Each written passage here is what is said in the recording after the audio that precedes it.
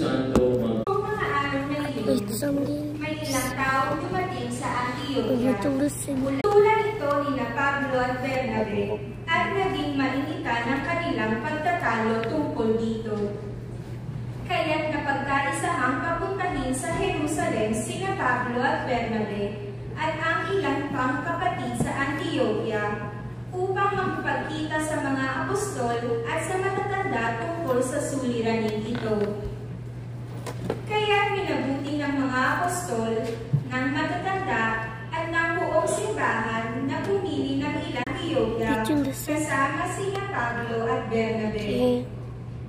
At sinubo nila ang mga pangunahan sa tinatawag na Barsabas at si Silas. Ipinadala nila ang sulat na ganito ang nilalaman. Ay bumabati sa mga kapatid na hentil sa Antioquia. Namin ginugulo kayo ng ilang kasamaang galing dini. Pagamat hindi namin sila inutusan.